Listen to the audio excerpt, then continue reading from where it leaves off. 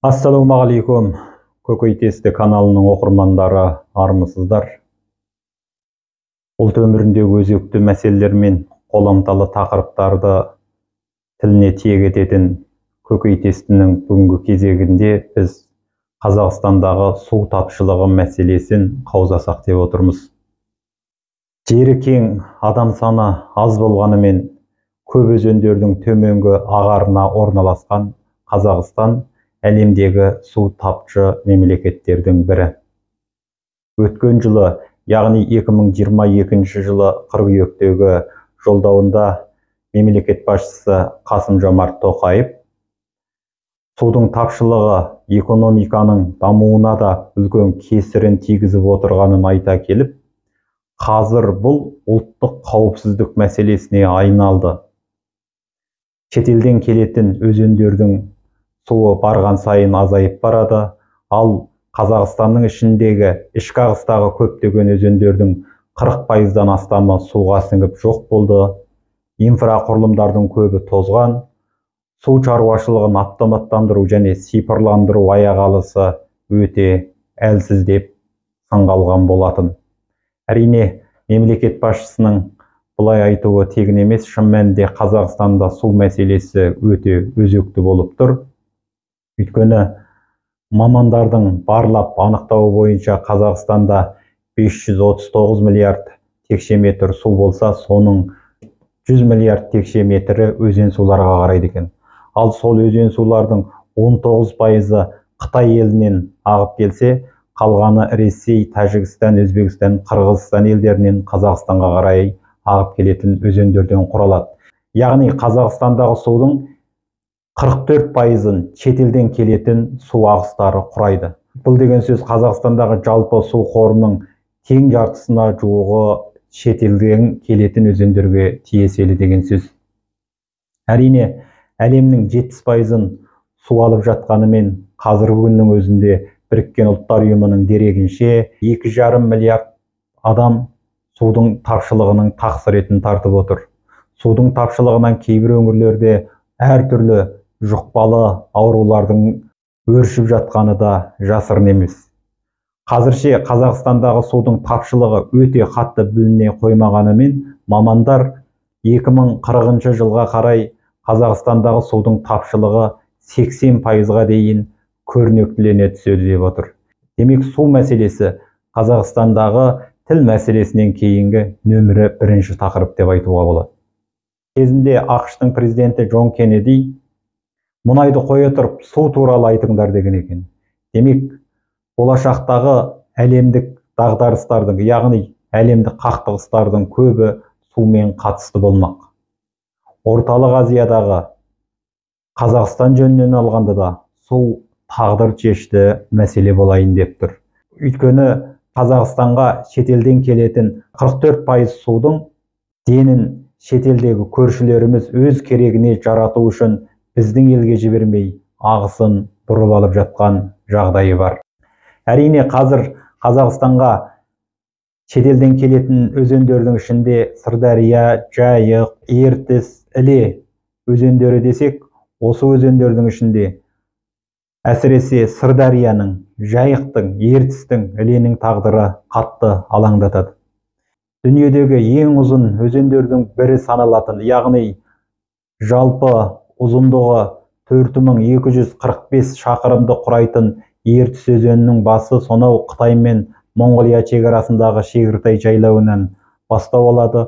Осыдан кейін Ертіс өзенінің салалық өзендері жалпы қоса есептегенде Қытай жерінде 15-ке жуық өзен құйса, ал Қазақстанда 13 ірі өзен Ертіске құяды екен. Осы өзендер қосылып, Об өзеніне құйып, Об өзені ең соңында солтүстік мұзды мұхитқа құяды. Соңғы жылдары, яғни Қытай елі 1990 жылдан бастап батыс өңірді ашу деген сылтаумен бізбен шекаралас отырған Шинжаң өлкесіне ішкі Қытайдағы көптеген еңбек күштерін әкеп қоныстандыра бастады. Бұл Шинжаңдағы жан санын арттырып қана қалмай, аталған өлкедегі егістік жер көлемін үздіксіз ұлғайтып, өнеркәсіп көлемін ұлғайтып, суға болған сұранысты арттыра түсті. Сосында Қытай ең алдымен Ертіске ауыз салды. 1997 жылы Ертістің бойынан құрылысты салып, Ертістің суын Қарамайға бұрған болатын. Аталған бөген салынған жердің теңіз деңгейінен биіктігі 635 метр болғандықтан, бұны қытайлар әдейі жұмбақтап 635-ші құрылыс деп атап кеткен. 1997 жылы басталып 2007 жылы құрылысы аяқтаған бұл нысанға Қытай қыруар қаржы салды. Нәтижесінде Ертістің суын екі бағыт бойынша бұрды. Бұның бір бағыты кеңдігі 20 метр, тереңдігі 12 метр шамасында. Әрине бұдан да үлкен, бұдан да терең болуы мүмкін. Осындай тоғаммен бірінші бағытта Қарамайға жеткізсе, екінші бағытында құбының құмын аралатып отырып, Фукан деп аталатын қаланың астындағы 500-ші су қоймасына құйып, осы арқылы бүкіл 5 миллионға жуық халқы бар Үрімжі қаласын ауыз сумен қамтамасыз етіп отыр. Енді осы аздай соңғы жылдары Қытай осы Ертіске құятын салалық өзендердің бойына да әртүрлі тоспалар салды. Еламан су қоймасы, Шұңқыр су қоймасы, Сұмдайырық су қоймасы сынды көптеген су қоймалар салды. Шынын айтайық, қазір Қытайдың осы Ертіс өзеніне құятын салалық өзендердің бойына салған тоғандары мен су қоймаларының санына жете алмай қалдық. Оның үстіне Қытай бұрын жер бетімен ашық әкетсе, қазір жердің астын тесіп әкетіп жатыр. Осының салдарынан қазір Ертістің суы барған сайын азайып, Ертіс өзені Қазақстанмен шекаралас жатқан Қаба ауданына дейін келген кезде дәрия емес, бұлаққа айланып қалды. Бұрын ат өте алмайтын жерден қазір жаяу адам кешіп өтетін деңгейге жетті. Бастабында Қазақстан елі бұны үлкен мәселе ретінде көтеріп, Қытаймен неше мәрте келіссөз өткізді. Алайда бұл жердегі ескеретін бір мәселе, Қытай халықаралық трансшекаралық өзендерді қорғау ұйымына кірмеген, яғни осы шартқа қол қоймағандықтан бұл елмен келіссөз өткізу жас мемлекет Қазақстан үшін алғанда да оңай болған жоқ. Алайда соған қарамастан Қазақстан мен Қытай арасында көптеген келіссөздер болды, аздаған дамушылықтарға қол жеткіздік. Алайда қазір Қытай билігі Қазақстанды ескеріп отырған жоқ. Іле мен Ертістің суын қалағанша пайдаланып жатыр. Әрине бұл жөнінде біз осыдан бұрын көне Қазақстан кезіндегі экология министрлеріне хат жолдап, Ертістің мәселесін алаңдаушылық білдіріп, сұраулар сұраған болатынбыз. Сол кезде Ертістің суының азайғаны үшін, дегенмен алаңдауға көп негіз жоқ. Себебі Ертіске қажетті судың 60-70% Қазақстан жерінде құралады. Қытай тарапынан тек 30% ғана су ағып келеді деген жауап алған болатынбыз. Демек, соңғы кездері біздің билік Қытаймен тең құқылы келісімдерге келе алмағаннан кейін осындай сылтауларды айта бастаған. Шын мәнінде жаңа айтып өткенімізде Ертістің жоғарғы ағары тартылғаннан кейін Қазақстанға ағып келіп жатқан Ертістің суы өте аз. Ағып жатқан су болса да, ол Қазақстан жерінен басталған Қаба өзенінің, яғни Алқабек, Білезік сияқты өзендердің қайтайланып өзіміздің елге өткен бөлігі ғана. Қытайдан келетін судың азаюына байланысты қазір Зайсан көлінің де көлемі барған сайын кішірейіп барады. Бұл да алаңдататын жайт. Ал Іленің жағдайы тіпті мүшкіл, өйткені басын сонау Текес, Күнес, Қас өзендерінен алатын Іле дариясының бойына салынған әртүрлі бөгендерде аз емес. Кейбір деректерде 15-16 бөген салынды деген ақпарат бар. Әрине көптеген бөгендер салынды.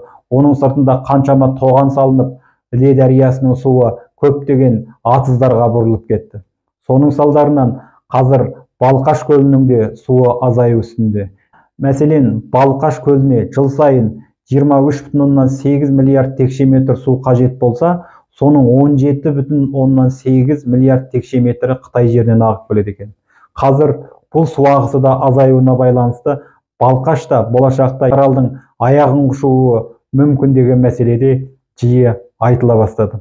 Алайда қазір Қазақстан мен Қытайдың осы мәселе туралы келіссөздер жүргізуінде, Қытай мен Қазақстанның тең дәрежеде келіссөз өткізуде қиындаса бастады. Өйткені қазірдің өзінде біз Ресей мен Қытайдың қабағына қарап отырған елміз. Әсіресе олардың ренжітіп алударын, оларға қарсы келіп, олардың қысымына ұшырауынан қатты қорқамыз.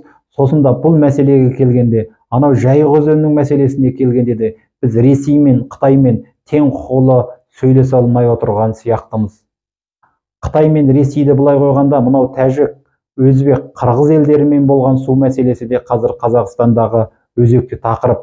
Дегенмен түбіміз түрік болғандықтан қырғыз және өзбек елдерімен аздап пәтуаға келіп, суды ортақ пайдалану жөнінде көптеген келісімдерге келіп жатырмыз. Оған да тәуба. Дегенмен болашақта Орталық Азиядағы су мәселесін жүйелі шешу үшін біз Тұран одағы негізінде су мәселесіне де баса назар аударуымыз өте қажетті сияқты.